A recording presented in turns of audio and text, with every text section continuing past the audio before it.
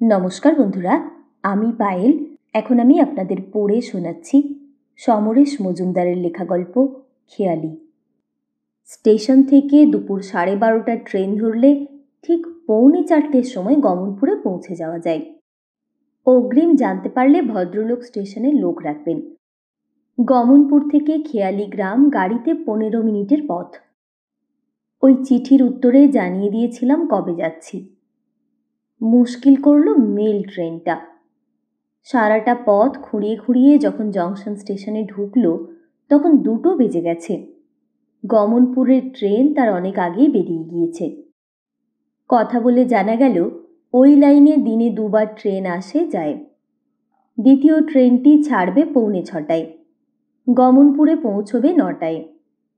তা না হলে আজকের রাতটা ওখানেই কাটাতে হবে। সেক্ষেত্রে কাল 12:30টার আগে ট্রেন নেই।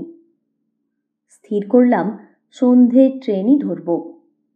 রাত 9টায় পৌঁছে 15 মিনিটের বাসপথ নিশ্চয়ই ম্যানেজ করা যাবে। ধরে নেওয়া যাচ্ছে অরুণেশ্বরবাবুর লোক অত রাত পর্যন্ত অপেক্ষা করবে না। ট্রেনের চেহারা এবং গতি ছ্যাঁকড়া গাড়িকেও হার মানায়। যাত্রীরাও কোনো বিশেষ পরিচয়ের নয়। টুকরো টুকরো কথাবার্তায় জানা গেল দিন দুয়েক খুব বৃষ্টি হওয়ায় এদিকে রাস্তা এখন প্লাবিত। জানা গেল গমনপুরে কোনো হোটেল নেই। ট্রেন ঠিকঠাক সময়ে স্টেশনে পৌঁছলে আবিষ্কার করলাম আমাকে নিয়ে মাত্র 2জন যাত্রী প্ল্যাটফর্মে পা দিল। টিমটিমে আলোর বাইরের পৃথিবীটায় ঘন অন্ধকার। একজন কর্মচারী গম্ভীর মুখে লুঙ্গির ওপর ইউনিফর্ম পরে দাঁড়িয়ে এমনভাবে দেখছেন যেন ট্রেনটি তার পৈতৃক সম্পত্তি। ট্রেন স্টেশন ছেড়ে বেরিয়ে গেলে ভদ্রলোকের সামনে গিয়ে বললাম, নমস্কার।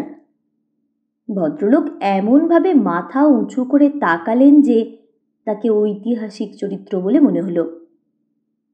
আমি খেয়ালি গ্রামে যেতে চাই। কোথায় বাস পাওয়া যাবে? কাল সকাল পর্যন্ত অপেক্ষা করতে হবে। এখানে কোনো হোটেল নেই, ধর্মশালা নেই। স্টেশনের ওয়েটিং রুমের অবস্থা খুব খারাপ, তাই হাঁটতে শুরু করুন। 2 ঘন্টার মধ্যে পৌঁছে যাবেন। ভদ্রলোক তার অফিস ঘরের দিকে লম্বা পা ফেলে চলে গেলেন।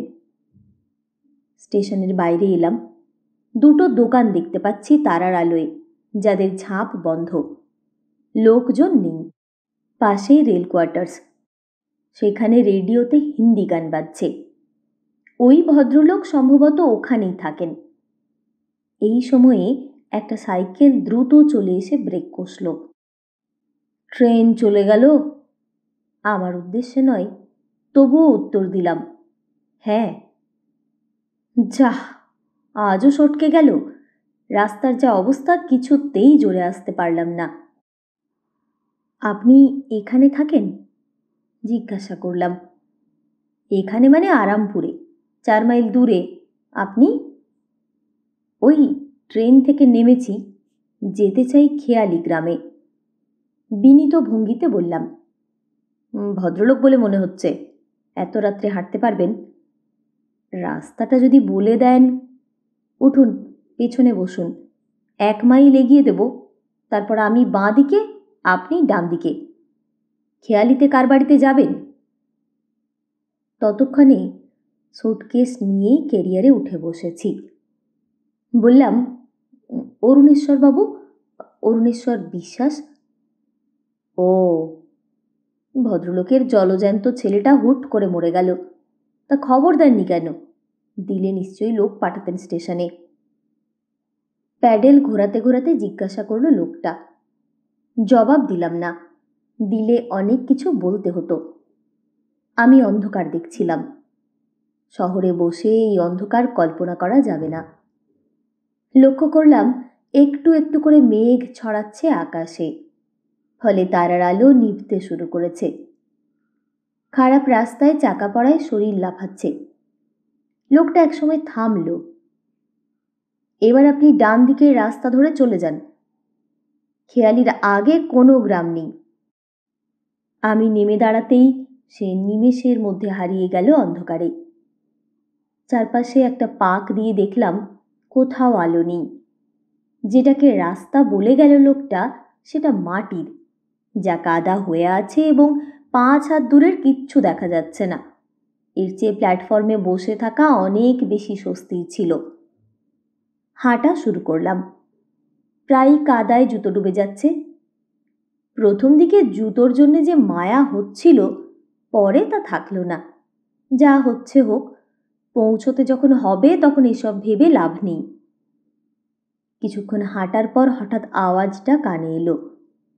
দুপাশের মাঠ অন্ধকারে ঢাকা।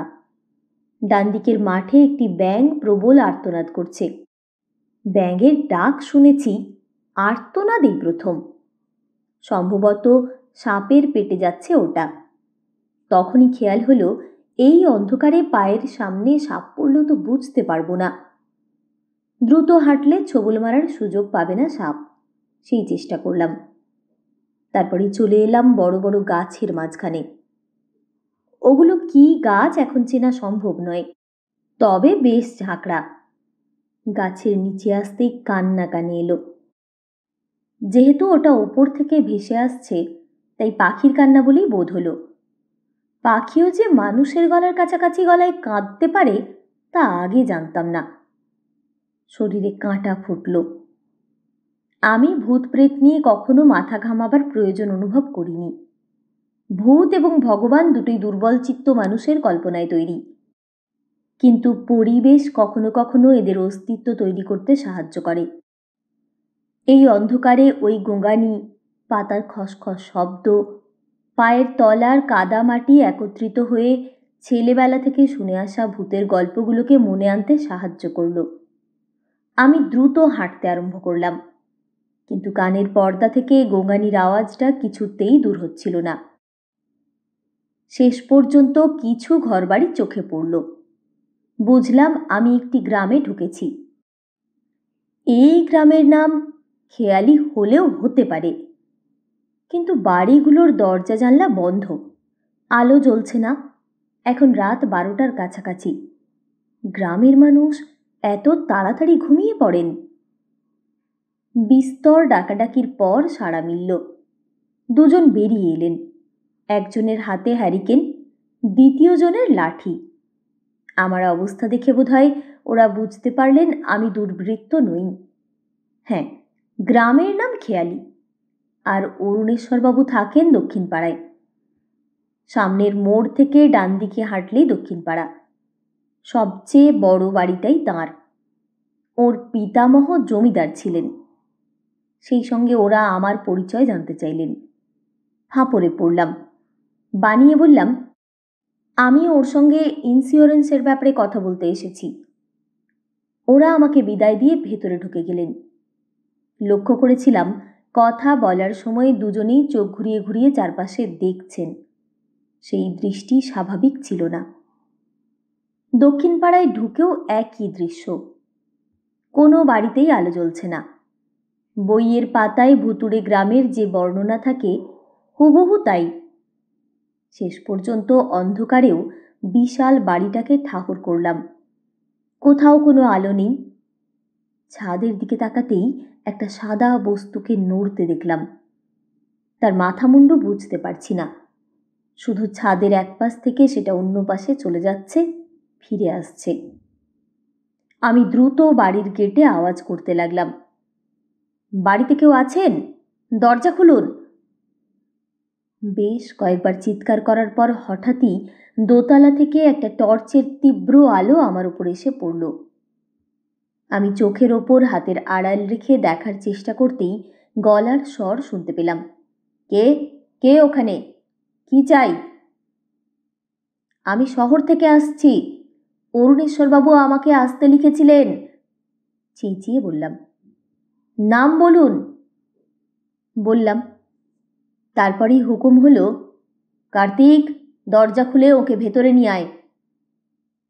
মিনিট দুয়েক বাদে দরজা খুলল। একটা হ্যারিকেন এগিয়ে এসে গেটের তালা খুলে সরে দাঁড়াতে আমি ভেতরে ঢুকলাম। আবার তালা লাগিয়ে লোকটা হাত বাড়ালো, ওটা দিন। এতটা পথ যখন বইতে পেরেছি তখন এইটুকু পারবো। বললাম, থাক। না, কর্তার হুকুম, ওর ভেতরে অস্ত্র থাকতে পারে। তর্ক না বাড়িয়ে লোকটা আমার সুটকেস হস্তগত করল। কেউ এই বাড়িতে লুকিয়ে অস্ত্র নিয়ে আসবে এমন সম্ভাবনা আছে নাকি? ভেতরে ঢোকার পর হ্যারিকেনের আলোয় বাঁধানো উঠোন চোখে পড়ল। দুপাশে বারান্দা। যে ভদ্রলোক দরজায় দাঁড়িয়ে, তার পরনে ফতুয়া এবং ধুতি। বয়স 60 পেরিয়েছে। হাত বাড়িয়ে বললেন, আমার চিঠিটা কি সঙ্গে আছে? ছিল, দিলাম। সেটার ওপর চোখ বুলিয়েই ভদ্রলোকের গলার স্বর বদলে গেল। ওহো, আমার লোক তো গিয়েছিল স্টেশনে।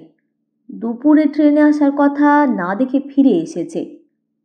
আপনি এই অন্ধকারে কাদা ভরা রাস্তায় কি করে এলেন? অল্প কথায় ঘটনাগুলো জানালাম। স্টেশনে বসে রাত না কাটিয়ে হেঁটেই আসতে পারবো ভেবে এগিয়েছিলাম। রাস্তার অবস্থা জানলে পা বাড়াতাম না। আপনার ভাগ্য খুব ভালো, তাই সশরীরে পৌঁছতে পেরেছেন। যাক, এখন পোশাক পাল্টে থিতু হয়ে বসুন। রাতের খাবার পাঠিয়ে দিচ্ছে, খেয়ে দিয়ে শুয়ে পড়ুন। কাল সকালে কাজের কথা হবে। কার্তিক, বাবুকে স্নানঘর দেখিয়ে দে। ভদ্রলোক আর দাঁড়ালেন না। ওর জুতোর শব্দ মিলিয়ে যাওয়া মাত্র বাড়িটা কি ভয়ঙ্কর চুপচাপ হয়ে গেল। পরিষ্কার পরিচ্ছন্ন হওয়ার পর আমার জন্য খাবার নিয়ে এলো কার্তিক। মাছ ভাজা, গোটা তিনেক রুটি, ডাল, বেগুন ভাজা আর সামান্য ক্ষীর। কার্তিক বিনীত ভঙ্গিতে বলল, হেসেল তুলে দিয়েছিল, সবার খাওয়া তো শেষ হয়ে গেছে, এইটুকু কোনো রকমে আপনার খুব অসুবিধে হবে। আমাকে তো সারা রাত মাঠে ঘাটে বসে থাকতে হতো, এ তো অমৃত পাওয়া। আপনি খুব ভাগ্যবান বাবু। কেন? এত রাত্রে কুলকুলির মাঠ ভেঙে সশরীরে এলেন কেন? ওখানে কি হয়? আত্মারা থাকেন। ও না, তাদের সঙ্গে আমার দেখা হয়নি। খাওয়া শুরু করলাম। আচ্ছা কার্তিক, তোমাদের গ্রামের মানুষরা এত তাড়াতাড়ি দরজা জানলা বন্ধ করে শুয়ে পড়েছে কেন বলো তো? মনে হচ্ছে বাইরের কাউকে ভয় করছে সবাই। জিজ্ঞাসা করলাম। আপনি এসব বড়বাবুর মুখে শুনবেন। কার্তিক নড়ে উঠল। আপনি খাওয়া হয়ে গেলে দরজাটা বন্ধ করে দেবেন। থালা বাসন কাল সকালে নিয়ে যাবে। হ্যারিকেনটা অসুবিধা হলে জেলে রাখবেন। আচ্ছা। কার্তিক চলে গেল। ঘুম ভাঙল বেশ বেলা করে। অতটা কাদা জলে হাঁটাহাঁটি করে শরীর বোধহয় আরাম চাইছিল। দেখলাম বেশ রোদ উঠেছে। বাথরুমে গিয়ে তৈরি হয়ে নিলাম। কথাগুলো যদি সকালেই হয়ে যায়, তাহলে দুপুরে ট্রেন ধরে ফিরে যাব। ঘোমটা দেওয়া এক কাজের মহিলা চা নিয়ে এলো ট্রেতে। শুধু চা নয়, সঙ্গে ফুলকো লুচি, বেগুন ভাজা আর ক্ষীর। এ বাড়িতে দুধের কোনো অভাব নেই, কিন্তু সকালে প্রথম কাপ চায়ের সঙ্গে এত ভাজাভুজি খাওয়া আমার অভ্যেস নেই, তাই ফিরিয়ে নিয়ে যেতে বললাম। স্ত্রীলোকটি একটু ইতস্তত করছিল। বললাম, এখন আমি ওসব খাই না। বৌদিমণি রাগ করবেন। বৌদিমণি কে আমি জানি না। বললাম, তাকে বুঝিয়ে বলো। অনিচ্ছে নিয়ে সে চায়ের কাপ নামিয়ে ট্রে তুলে নিয়ে চলে গেল। চা শেষ হতেই কার্তিক এলো দরজায়। বড়বাবু বাগানে অপেক্ষা করছেন। বাগানটি ফুলের নয়, নানান ধরনের সবজি চারপাশে। তার মধ্যে দুটো বড় বেঞ্চি, যার একটায় বসেছিলেন অরুণেশ্বরবাবু। আমায় দেখে জিজ্ঞাসা করলেন, ঘুম হলো? হ্যাঁ, খুব ক্লান্ত ছিলাম তাই। বসুন। হ্যাঁ, প্রথমে আপনার পরিচয় একটু বিশদে শুনি। আমি যা লিখেছি তার বেশি তো কিছু বলার নেই, বললাম। আপনার বয়স 39। এতদিন বিয়ে করেননি কেন? উদ্যোগ নেওয়ার কেউ ছিল না, নিজেরও ইচ্ছে হয়নি। বাড়িতে কে আছেন? বাড়ি নয়, ফ্ল্যাট। একজন কাজের লোক। অবশ্য তাকে কাজের লোক বলা চলে না, আমার বাল্যকাল থেকেই তিনি আছেন। বাবা মা পূর্ব পাকিস্তান থেকে আসতে চাননি, ওখানেই মারা গিয়েছেন বয়স হওয়ায়। কাশিদাকে পাঠিয়ে দিয়েছিলেন আমি চাকরি করার পর। আপনার সম্পর্কে খোঁজ খবর করার তাহলে ওই কাশিদা ছাড়া কেউ নেই? আমি ঠিক জানি না। আপনি একটি বড় ওষুধের কোম্পানির ওই জেলার প্রতিনিধি। চিঠিতে যে মাইনের কথা লিখেছেন তা খুবই ভালো। একা লোক, কি করেন অত টাকা দিয়ে? বছরে একবার ভারতবর্ষ দেখতে যাই, বড় হোটেলে উঠি, বেশ খরচ হয়ে যায়। এবার বলুন, আপনার কিছু জিজ্ঞাস্য আছে? হ্যাঁ, আপনি লিখেছেন উনি আপনার মেয়ের মতো। ব্যাপারটা কি? আর কত বয়স, কি করেন? ছবিতে বয়স বোঝা যায়নি, মনে হয়েছে খুব কম বয়সী। সেক্ষেত্রে আমার আপত্তি আছে, কিন্তু আপনি লিখেছেন যে আপনার বয়স এখন ৭৬। ছবির মেয়েটি আপনার মেয়ে হওয়া একটু অস্বাভাবিক, তাই। ঠিকই, ওটা আমার মায়ের বছর ৭ আগে তোলা ছবি। এখন ওর বয়স ৩০।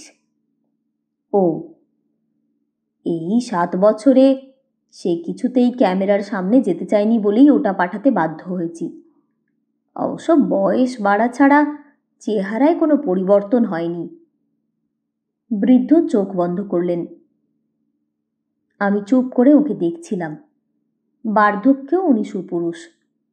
বললেন, বছর ৭ আগে আমি আমার ছেলের বিয়ে দিয়েছিলাম, আমার একমাত্র সন্তান।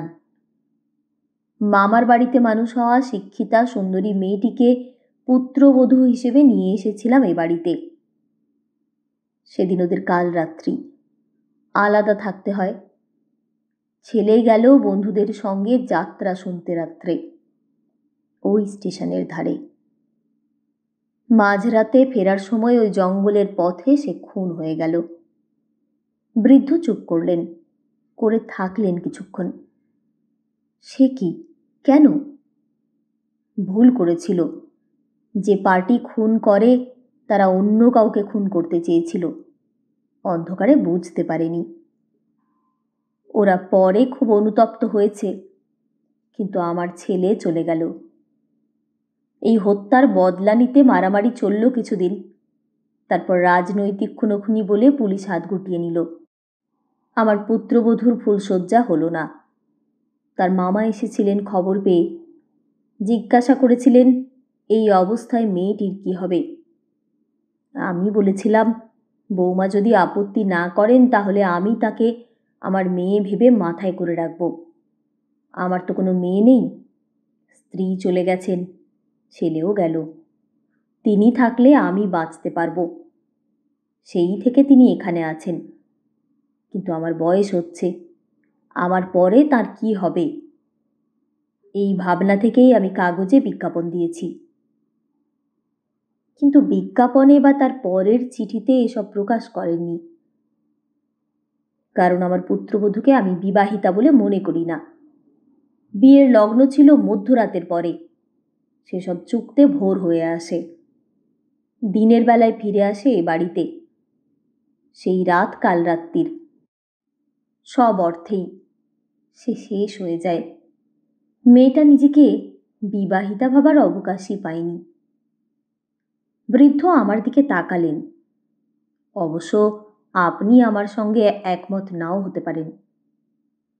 আমি সত্যি কৌতূহলী হয়েছিলাম। পুত্রবধূকে নিজের মেয়ে মনে করে ইনি আবার বিয়ে দিতে চাইছেন, এরকম ঘটনা সচরাচর ঘটে না। বললাম, এই ছবি ৭ বছর আগের, এখন? নিশ্চয়ই। বৃদ্ধ গলা তুললেন। কার্তিক! কার্তিক হাজির হলে বললেন, মাকে একবার এখানে আসতে বলবে? মাথা নেড়ে সে চলে যেতে জিজ্ঞাসা করলাম, একটা প্রশ্ন।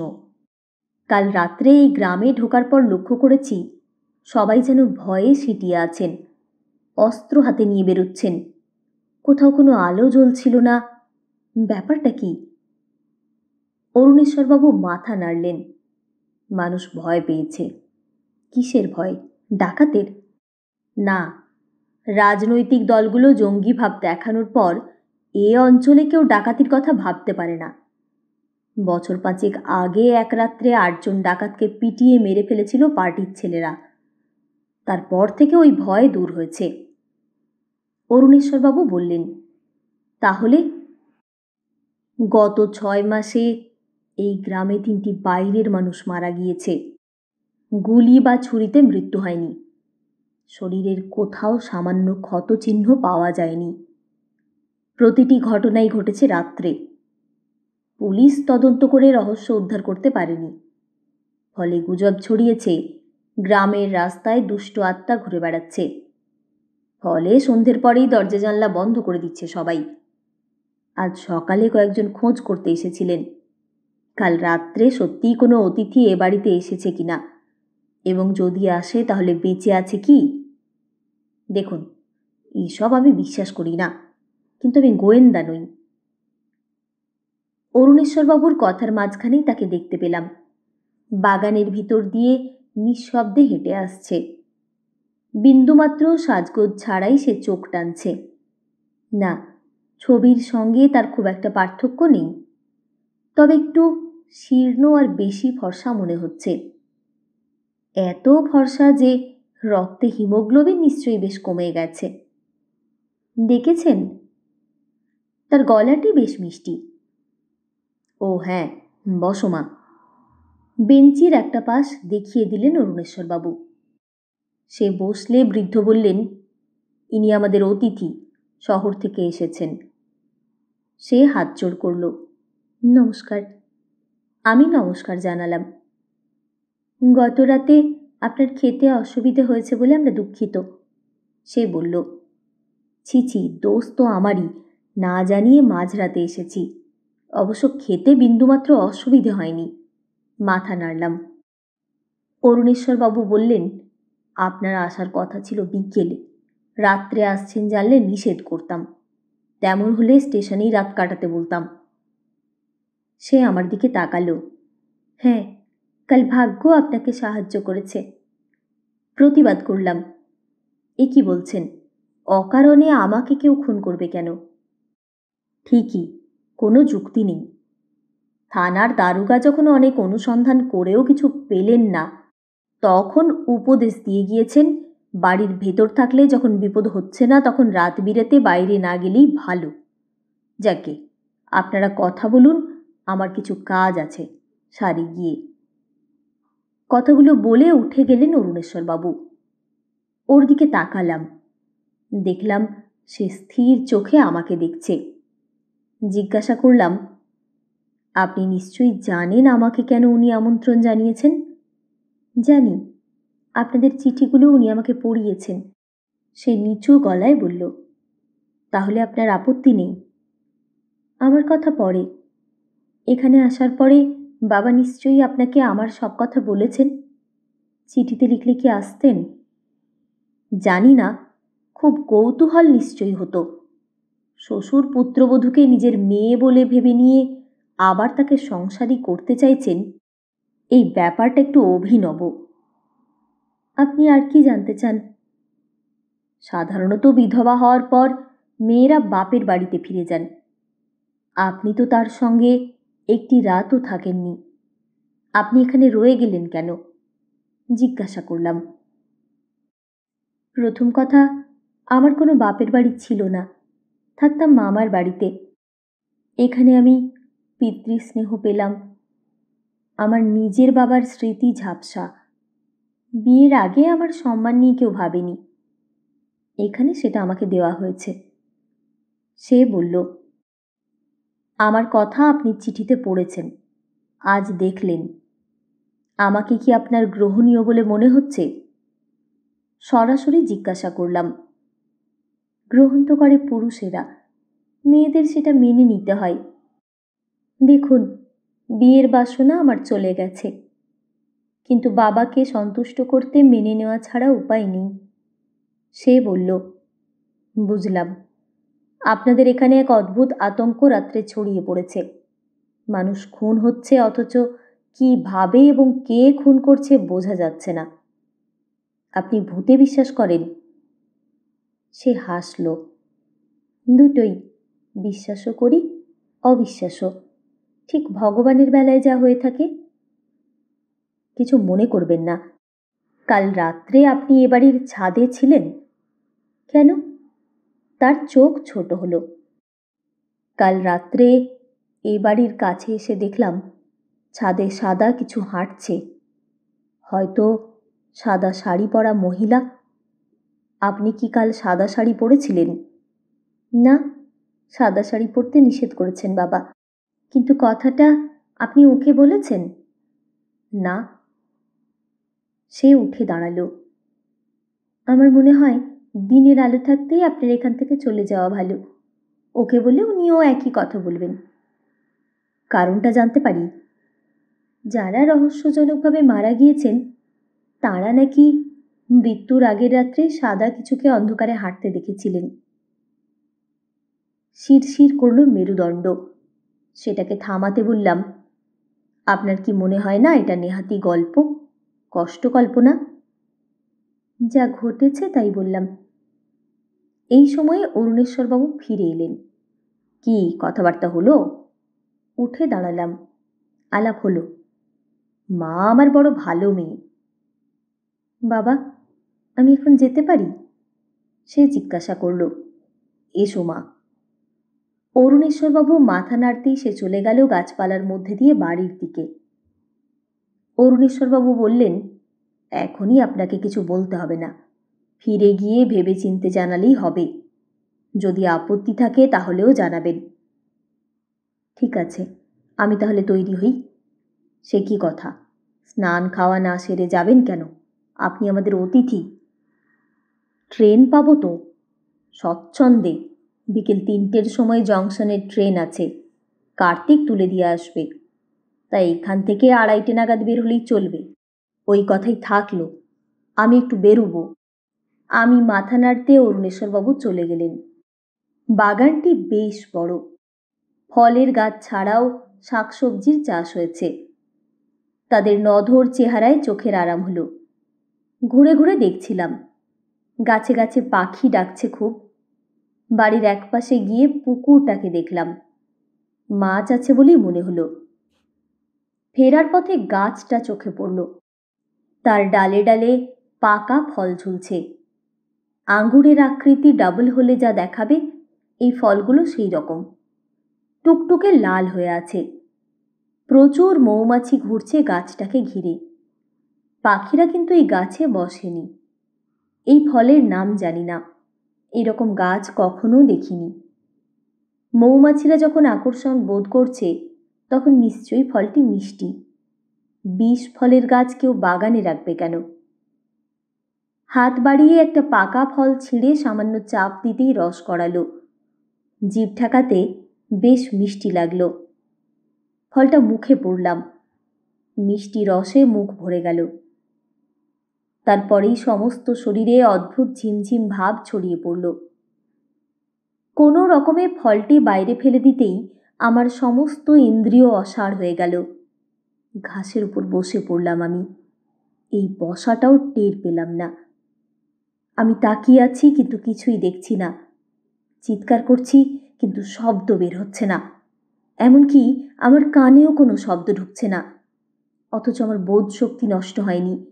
হাত পা নাড়াতে পারছি না। কতক্ষণ পরে জানি না আমাকে নিয়ে হইচই পড়ে গেল। কার্তিক আরেকটি লোককে সঙ্গে নিয়ে আমাকে একটি চেয়ারে বসিয়ে বাড়িতে নিয়ে এলো। বিছানায় শুইয়ে দিল যত্ন করে। তারপরেই অরুণেশ্বরবাবু এলেন হন্তদন্ত হয়ে। ঘটনাগুলো যে ঘটছে তা আমি টের পাচ্ছি না, কিন্তু অনুমান করতে পারছি। চোখে দেখতে পাচ্ছি না চোখ খুলেও, কিন্তু ভাবতে ভালো লাগছে। পরে শুনেছি ডাক্তার এসেছিল, গ্রামের ডাক্তার। লোকটা ওষুধ খাইয়ে বমি করিয়েছিল অনেকটা। তারপরে আমি মরার মতো ঘুমিয়ে পড়েছিলাম। ঘুম ভাঙলে দেখলাম আমি মশারির ভেতর শুয়ে আছি। ঘরে একটা হ্যারিকেন জ্বলছে, আর মশারির বাইরে একটা অস্পষ্ট ছায়ামূর্তি দাঁড়িয়ে। আমাকে চোখ ঘোরাতে দেখে মূর্তি ঘর থেকে বেরিয়ে গেল। ব্যাপারটা ভালো করে বুঝবার আগেই আবার ঘুমে চোখ জড়িয়ে গেল। কিছুতেই জেগে থাকতে পারছিলাম না। শেষ পর্যন্ত আমি মশারির বাইরে চলে এলাম। দ্রুত বাইরে আসতেই সেই ছায়ামূর্তিকে দেখতে পেলাম। ধীরে ধীরে হাঁটছে। আমি নিঃশব্দে তাকে অনুসরণ করলাম। মূল বাড়ির ভেতর ঢুকে একটা সিঁড়ির ওপর পা রাখতেই কেউ একজন ওর সামনে এসে দাঁড়ালো। আজ আর ছাদে যেও না মা। আমাকে বাধা দেবেন না বাবা, তার কণ্ঠস্বর। অতিথি অসুস্থ, কোনো রকমে প্রাণে বেঁচে গেছেন, ওর পাশে একজনের থাকা দরকার। ওখানে বসে থেকে আমি ওর কোনো উপকারে লাগবো না, তাই না? সে চলে গেল। অরুণেশ্বরবাবু বললেন, কার্তিক, খেয়াল রাখিস, ভালো ঘুম হলে ঠিক হয়ে যাবে।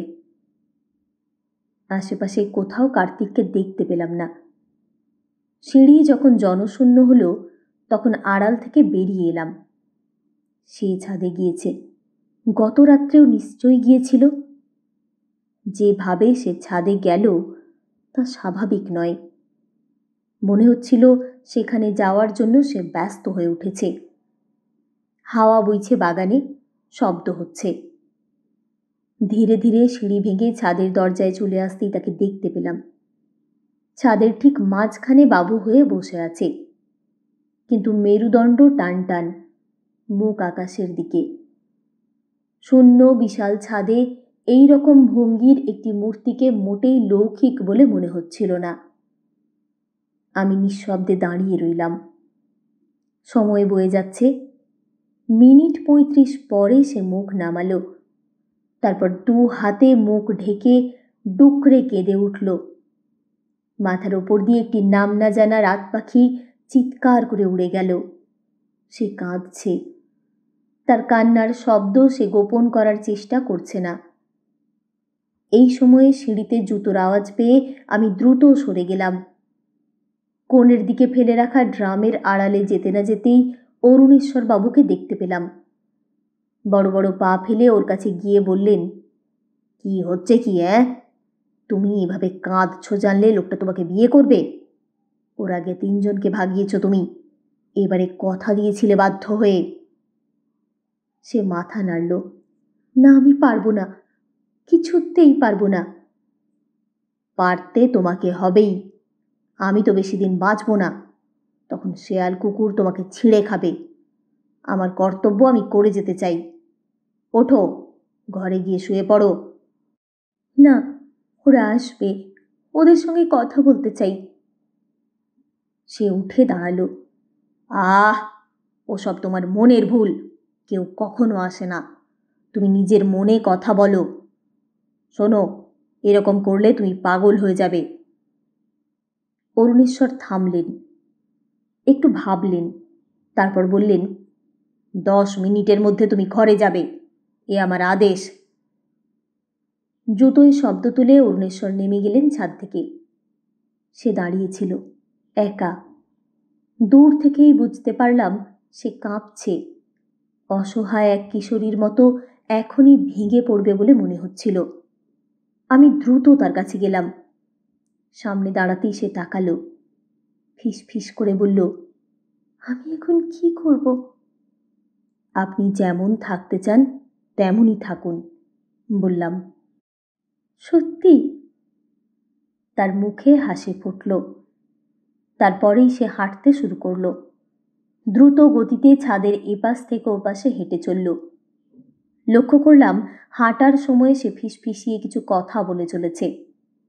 কি বলছে শোনার জন্য আমি ছাদের প্রান্তে গিয়ে দাঁড়ালাম, কিন্তু সে যখন আমার পাশ দিয়ে হেঁটে গেল তখন অস্পষ্ট উচ্চারণ বুঝতে পারলাম না। আমার সামনে নির্জন রাতের গ্রাম, কোথাও কোনো আলো জ্বলছে না, রাস্তা শুনশান।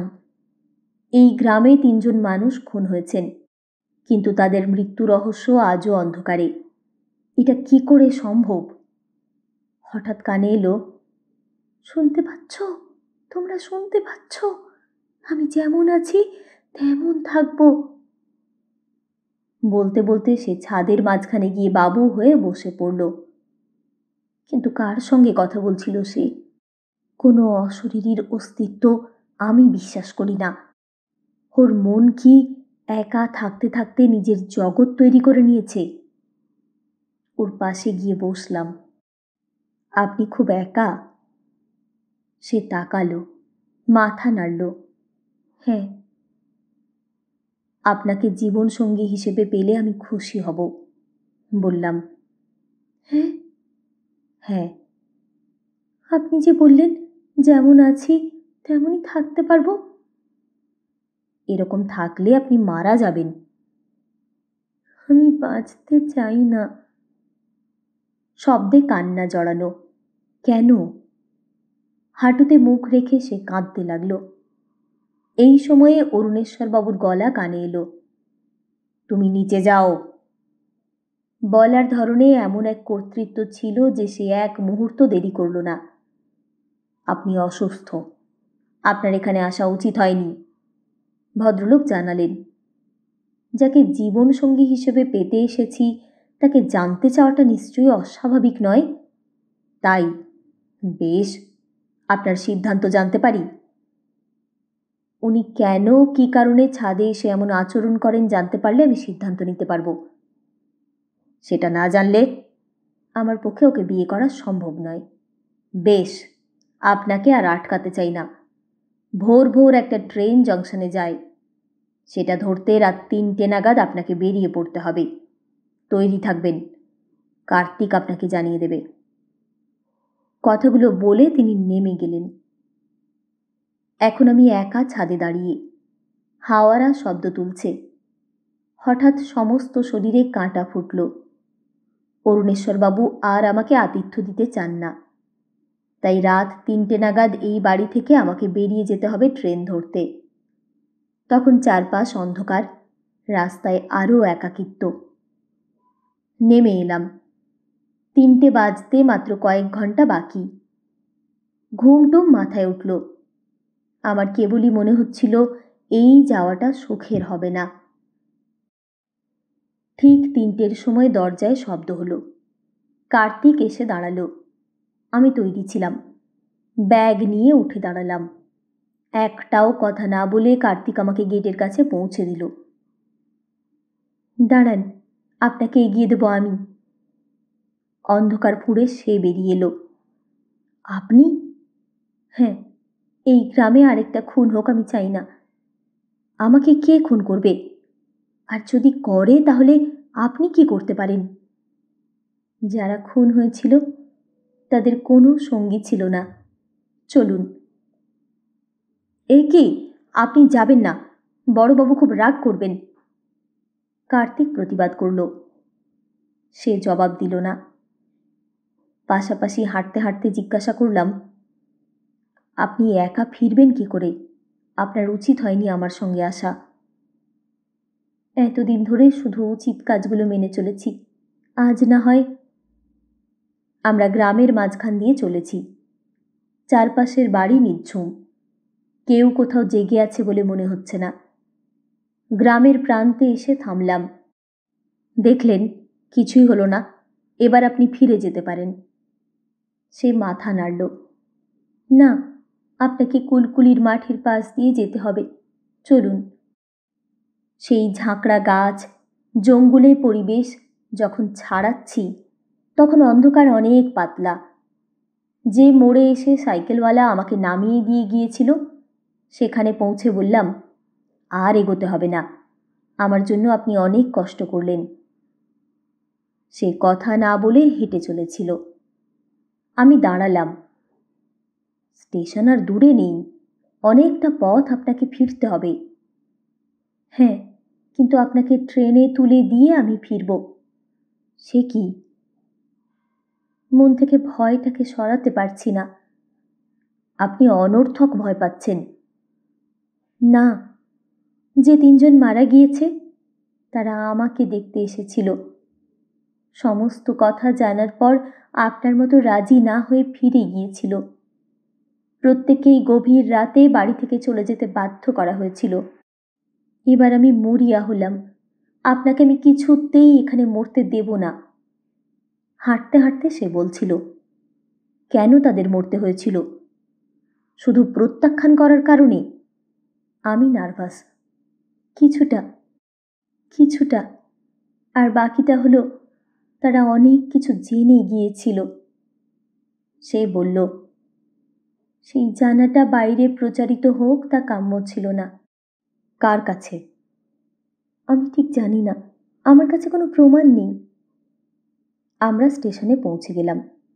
টিকিট ঘর এই ভোরে বন্ধ, সূর্য এখনো ওঠেনি। হেসে বললাম, আর কোনো চিন্তা নেই, এখানে আপনার গ্রামের ছায়া পড়বে না। সে মাথা নাড়ল। বললাম, অরুণেশ্বরবাবু নিশ্চয়ই খুব রাগ করবেন আপনার উপর। আমি পরোয়া করি না। কি করবে? বড়জোর খুন করবে। এই কথা বলছেন কেন? উনি তো আপনাকে সংসারই করতে চান। সে ঠোঁট কামড়াল, তারপর বলল, হ্যাঁ, বিধবা হওয়ার পর মামার বাড়িতে ফিরে গেলে ওরা ভালো মনে নিতেন না, ঠিক, কিন্তু আমি কি বেওয়ারিশ ছিলাম? মেয়ের মতো তিনি নিজের কাছে রেখে দিলেন সবার বাহবা পেতে, অথচ প্রতি রাত্রে সেই ইনিয়ে বিনিয়ে বলে গেছেন তিনি কত একা, কত দিন নারী সঙ্গ পাননি। রাতের পর রাত তাকে ঠেকিয়ে রেখেছি।